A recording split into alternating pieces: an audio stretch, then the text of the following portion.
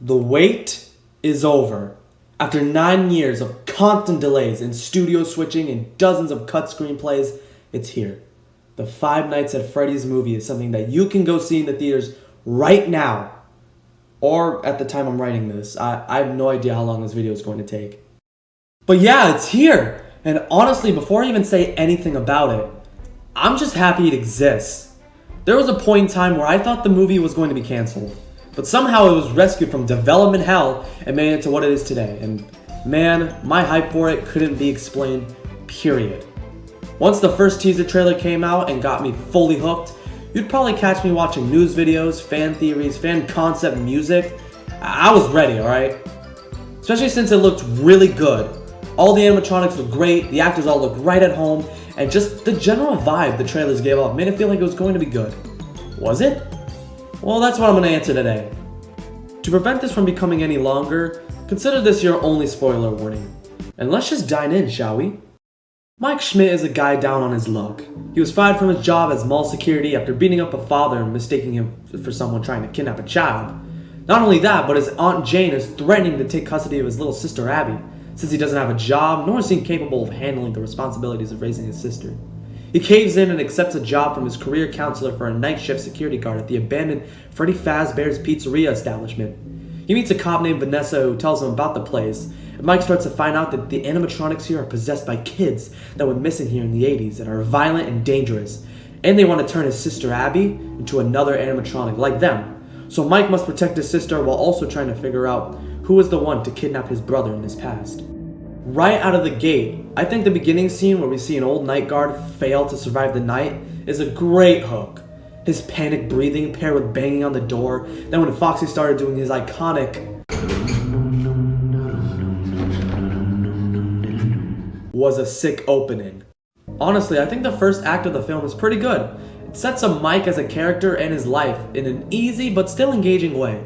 It establishes his goal of needing a job after being fired from his mall job, the looming threat of Abby being taken away by their sleazy aunt, and his other goal of trying to figure out who kidnapped his brother. Actually, let me just talk about Mike for a second. He's easily one of the things that carried this movie for me. He has a book that shows up a couple times throughout the movie called Dream Theory, which yes, haha, funny map had Dream Theory go brr, but it's actually an important part of Mike's story. In the movie, Dream Theory is an actual theory that states that every moment from your past is in your brain, but is locked away deep inside your memories. Mike wants to find the guy who kidnapped his brother, but doesn't remember what he looked like.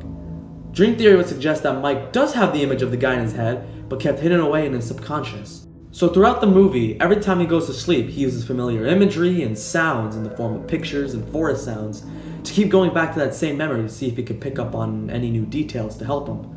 It's something new that we've never seen before in this franchise that I think is very interesting and well executed. It's also a reason that he keeps going back to the restaurant even when he knows it poses a danger to him, saying that he feels closer to Garrett and Fazbear's, which is the name of his brother. Mike gets so desperate in fact that he says yes to giving the souls his sister Abby. It's a decision he immediately regrets in the same scene when he realizes that Abby is more important to him than a brother he knows he can never get back. So he rushes back to the restaurant to save her from being stuffed into a suit.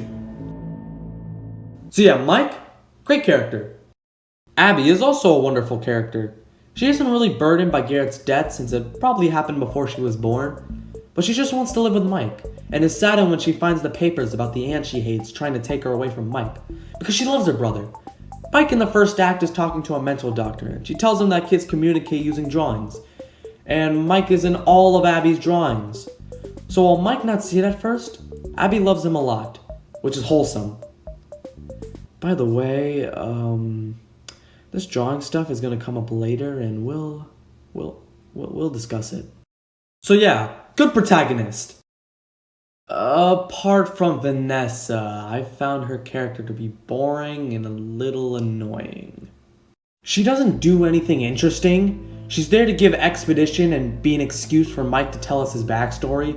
That's it. Even when she knows something is wrong and the animatronics are alive, Mike comes to that realization by himself. She never tells him what's going on before it's too late. She even encourages him and Abby to build a fort with them, even when she is fully aware of the danger that these animatronics pose.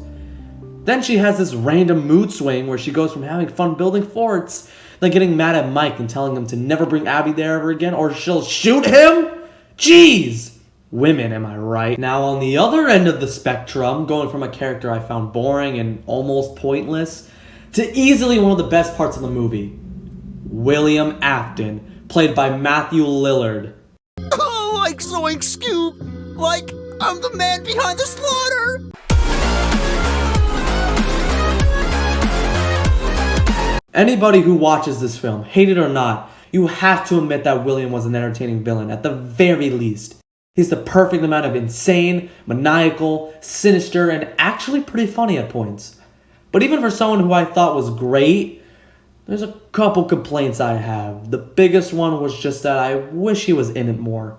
Because he just kind of shows up at the climax, which is like the last 15 minutes of the movie. So him being more of a looming threat, coming to the pizzeria to scare and threaten Mike, would have been nice. I also would have liked more backstory to him. Sure, we're told what he did, which was murder 5 children and he kidnaps Mike's brother? Whoa! Who would have seen this coming? Definitely not me, and definitely not my mom, who has little to no knowledge on Five Nights at Freddy's. So yeah, knowing his motivation behind all this, I would have fleshed out the movie's version of this great villain a little bit more. I also want to talk about his Springlock death scene, which we all kind of saw coming. I thought it was actually done pretty well. People always say it needed to be gory and have a lot of blood to see justice, but I don't feel that's very necessary. It's still effective without it. And the way they zoom in on his body as each Springlock pierced through his body and ribs, it's still pretty gruesome. I'm not a big fan of the goofy Looney Tune-ass noises that Matthew Lillard does in this scene. Sure, you don't have to show blood, but let me hear it. I want to hear the very gruesome, painful, and ironic death that is portrayed in the games. I want to hear a blood-curdling scream, not ooh, ah, ee, ooh. Have you guys ever heard the fan-made audio that depicts William's fate to the Springlocks? It's pretty terrifying. Here, I'll play a clip now.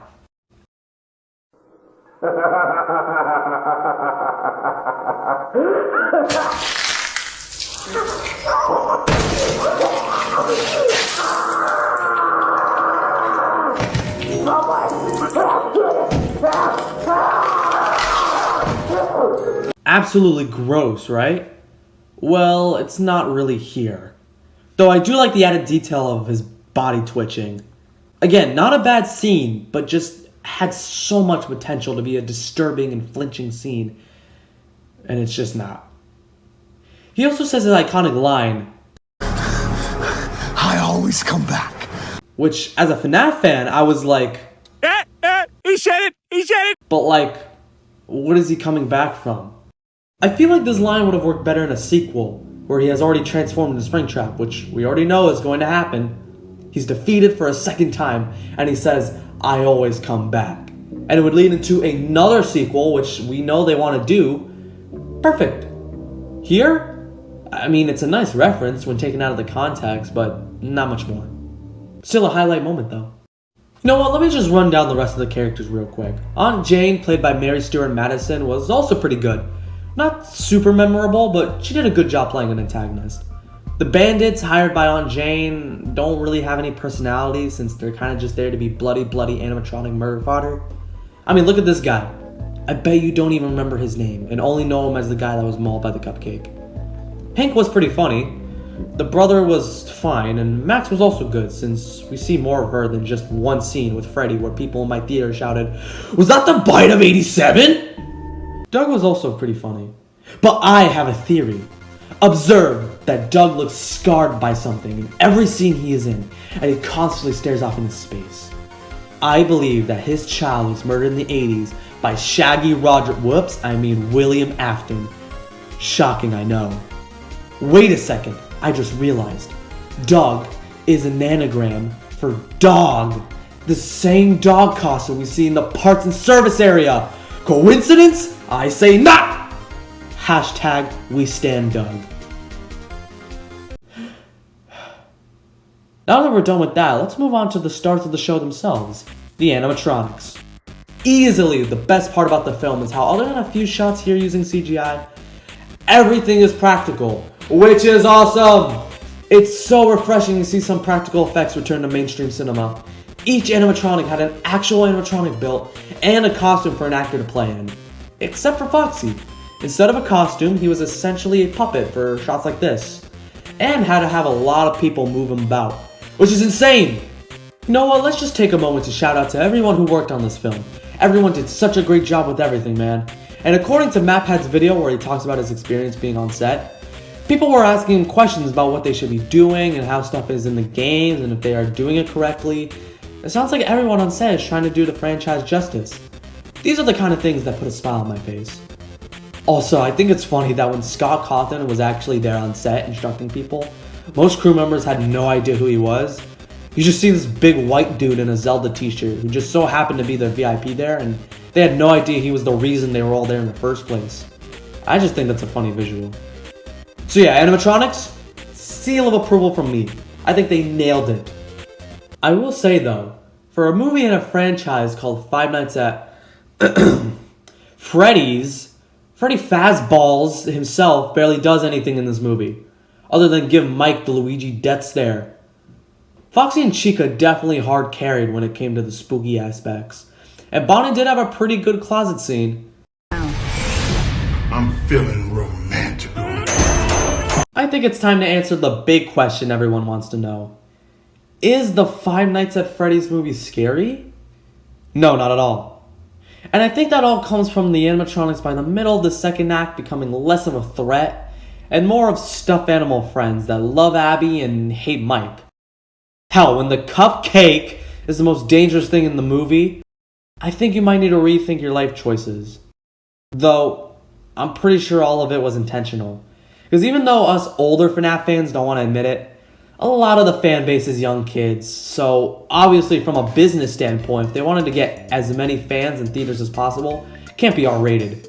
To be honest though, I don't think this movie needed to be R-rated. PG-13 horror can be good when done right, but I just don't think it's pushed enough as they probably could have. Back to the animatronics not being a threat for half the movie, however. Technically it starts the night Mike first brings Abby, and she introduces them to him. But I think it really settles in during the infamous fort scene, which I'm seeing debated about throughout the entirety of the fandom. So I'll explain my thoughts right now. While I do think it's a weird tonal shift that can get a little goofy, you gotta remember, these are kids. Kids who got their whole lives taken away from them, filled with anger, sadness, and heartbreak. Maybe meeting Abby was a way to regain their humanity and be happy. Just be able to play like kids again. I even saw a comment that suggested that maybe they've done this many times before, during the 20 years they've been stuck in these bodies, just to feel some amount of joy again. Given that context, this puts the fourth scene on another level of both happy and depressing. I honestly think one of the things the games never explored, which has massive potential, is looking at the games through the perspective of the kids. Sure, we see the har-har bear, funny fox, and sexy chicken on the outside, but on the inside, they're trapped and scared, hoping for the day they can leave this hell, but it never comes. I highly recommend this analog horror short on YouTube by Squimpus McGrimpus about a conversation between the kid possessing Bonnie and the one possessing Chica. It takes this exact perspective and it's really sad. I also just think this scene was kind of funny. So yeah, I can totally understand not liking this part because it's such a drastic shift from the first half and it mostly stays like that until the climax. Personally, I kind of like it, but if you thought it ruined the movie, I wouldn't really blame you. The fort scene though isn't the only reason this movie isn't really considered scary. All of the kills that happen in this film are off-screen deaths, which, yeah, PG-13, but it's still kind of a shame. Another question I've seen thrown around with fans and critics is whether it's a good adaptation of the games. Adaptation. The action or process of adapting or being adapted. Synonyms include converting, conversion, alteration, modification, and adjustment. How do you adapt this? See, the movie isn't based on just the first game. It takes things from all the games to make a movie. The Fnaf 1 animatronics and location, Vanessa from Security Breach, Springlock and William's Attack from Fnaf 3, Balloon Boy from Fnaf 2, not to mention all the new stuff they include.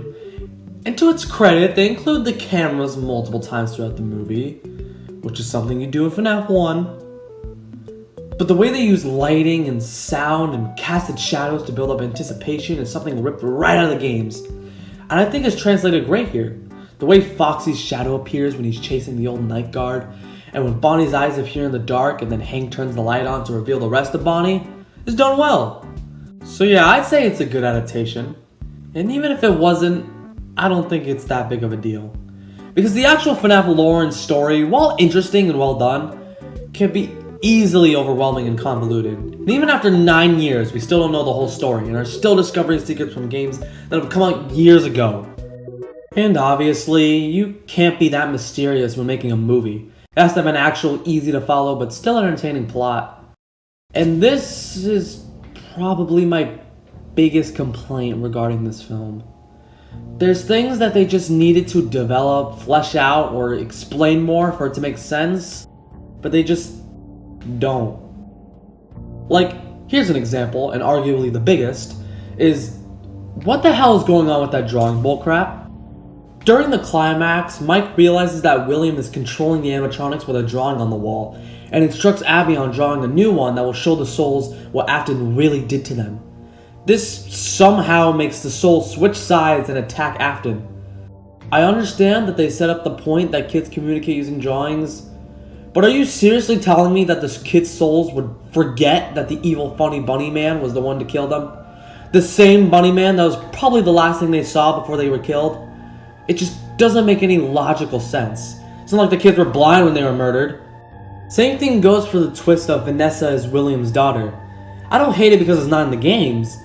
I don't like it because it kind of has no bearing on the story and it's just dropped on us out of nowhere. No hints or anything like that. So it was probably just put in here for the sake of having a twist, which we already had in the form of the career counselor being revealed to be William Afton. I already went over the lack of explanation behind William Afton's motivations, but the same applies to Aunt Jane.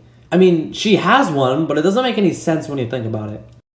Aunt Jane wants to take custody of Abby away from Mike, and Mike says that it's not because she cares about Abby, it's because she wants the monthly check from the state. If you do the research, Aunt Jane will probably be making $250 a month. Not a lot of money to warrant this kind of thing. Besides, she has a lawyer, so she definitely isn't struggling for Benjamins if she's able to afford a lawyer, unlike Mike, who we see in this film needing money desperately. This makes me just hate her more, because now she doesn't even have a good reason to put a young child that doesn't like her through this, which I guess that was the point of the character, so good job, asterisk. I guess we're also just going to ignore her dead corpse when she's killed in the living room by Golden Freddy. Abby and the blonde kid are just like, sleepy Aunt Jane, and then I guess her dead body just fell into the back rooms because Mike and Abby just pretend it never happened and we never see it again. Though, I think it's funny to imagine that the corpse is still there, and when Mike and Abby come home at the end, they just walk over it. Speaking of everyone's favorite golden-cladded lad, Golden Freddy is in this movie. It's part of the Corey X Kenshin taxi scene. While it's a fun inclusion, I see it as more of a cameo, since besides this scene where the blonde kid comes to bring Abby back to the pizzeria, he never shows up again. Yeah, that's it. They probably could have used him more and utilized the fact that he's not an animatronic but a ghost. It could have been cool, but it's not a big deal. I'm just happy he's here. It's also weird that they never say his name, like they never actually call him Golden Freddy or refer to him as anything other than the blonde child ghost or something. Though I think a really cool reference would be if one of the characters, probably Corey, would see him and refer to him as a yellow bear, which Scott said was his original name before fans started calling him Golden Freddy, and it just caught on, so Scott made it official. I just think it would have been a cool and easy way to include another Easter egg. So yeah, that's my biggest complaint when it comes to Five Nights. It needed a second draft so that the more complicated and confusing aspects could be fleshed out more. And it sucks more when I know they can do this, and that comes in the form of the Springlocks. Earlier in the movie, Mike inspects an old, unfinished animatronic.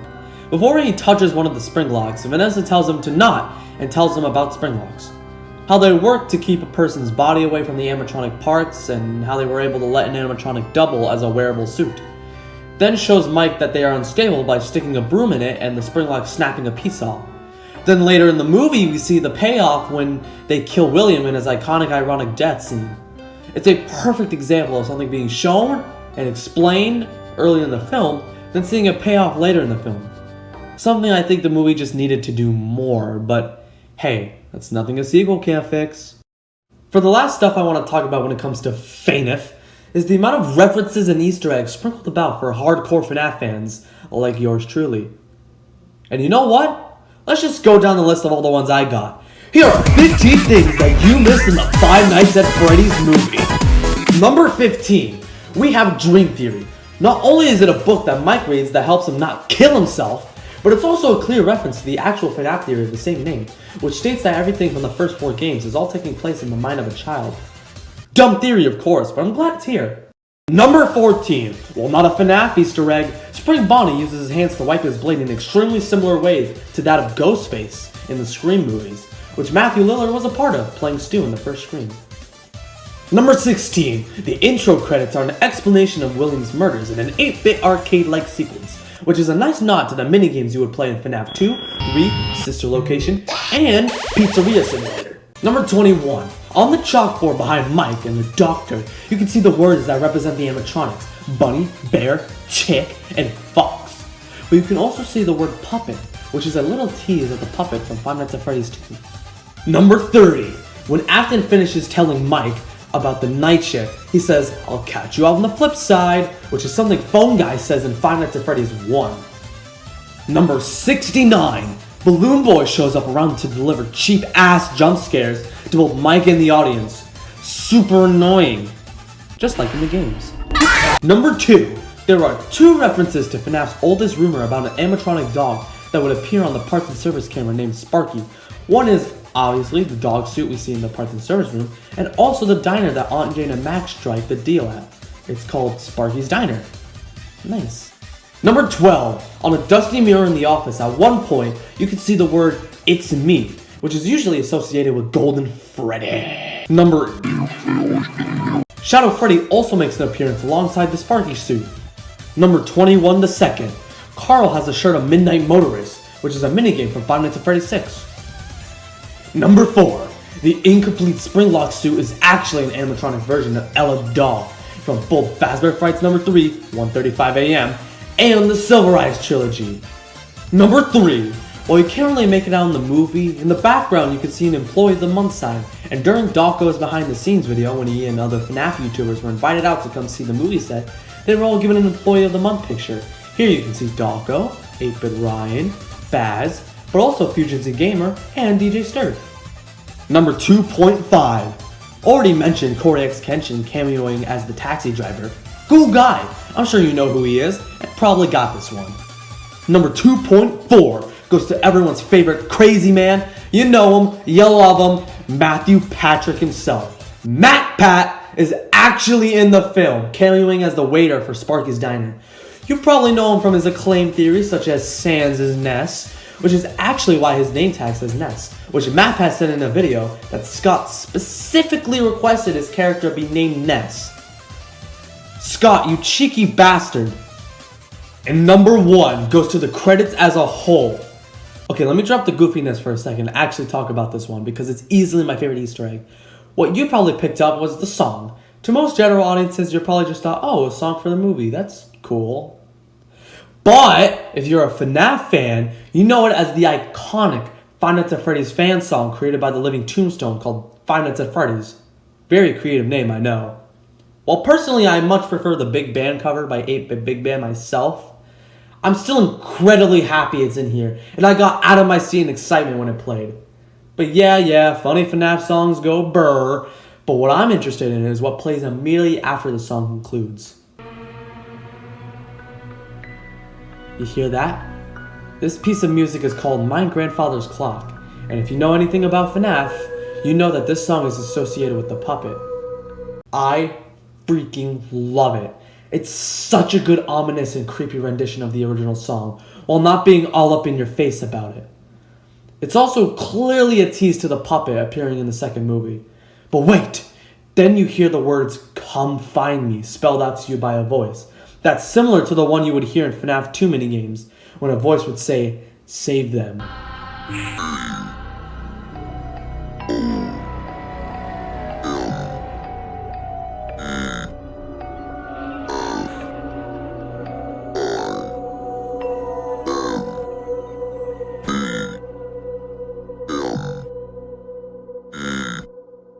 so good.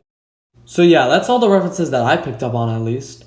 If there were others that I missed, leave them in the comments. It helps the algorithm push my videos for others, and hey, you made it this far into the video, so you're clearly enjoying what you're watching. So maybe subscribe and click that bell while you're down there. Maybe leave a like for Freddy. Come on, who could say no to a face like that? Oh, Orbit, I didn't see you there. What are you doing here? What? Oh. You know what that sounds like?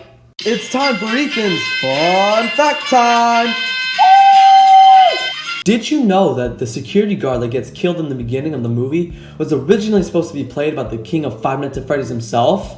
I am the king of Five Nights at Freddy! Yeah, according to MapHead's video about being on the set for the film, they had this big wall of every actor and their role early on in its production. And as you can see, Markiplier is assigned to the beginning night guard. So why didn't it happen? Well, it has to do with schedule conflicts. As some of you might know, Mark is actually working on his own film, also based on an indie horror game called Iron Lung. He said in a live stream right before the movie came out where he confirmed that he wasn't going to be in the movie because of what I just said. There was an attempt from both sides to be in it. Scott and Emma probably wanted him, and Mark said he would have if he could, but he didn't want to jeopardize his own film for theirs, and I can respect that. Scott even made a comment under the live stream saying that if they ever do a sequel, they'll make another attempt to get him. I love how even Scott calls him the king of Fnaf. That's just so wholesome. This concludes the fun fact section.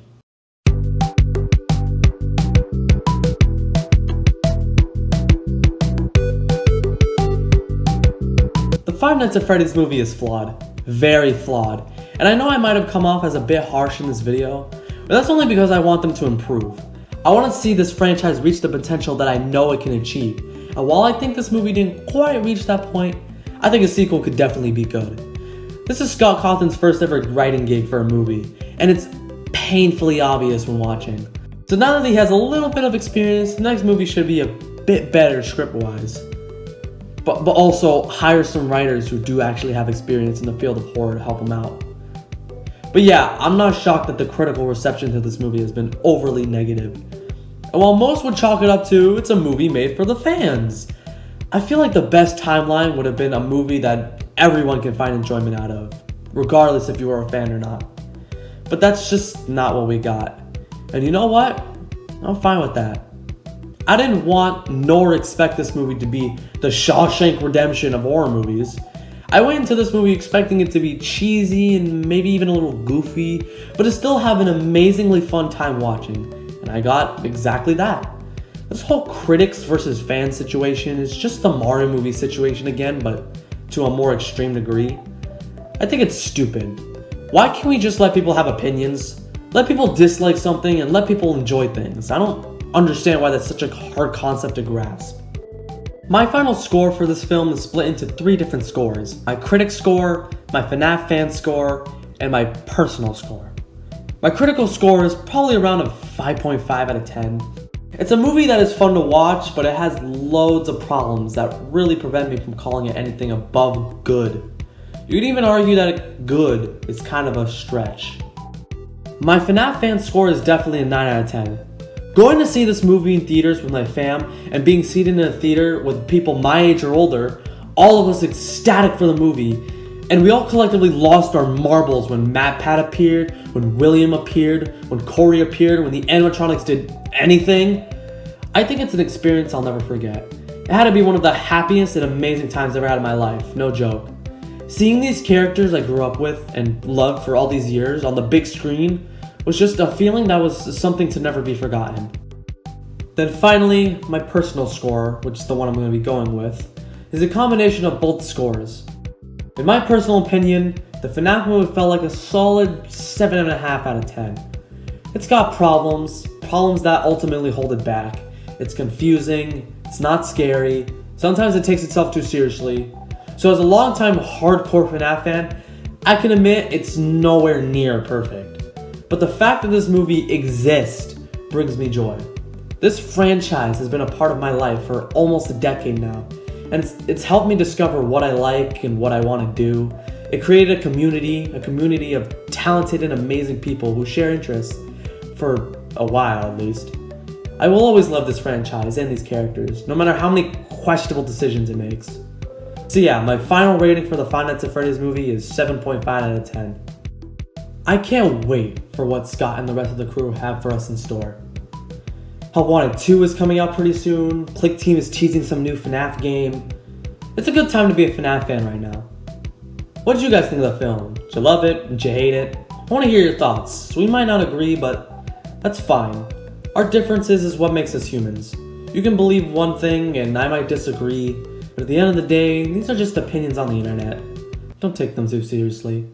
Enjoy what you like without people telling you that you're wrong. Unless it's illegal. And that's how you get world peace. Wow, this got pretty deep for a silly little bear movie. So yeah, I guess tell me what you think of the movie in the comments. Remember to like and subscribe, and that's all, folks. See you in another 3 months.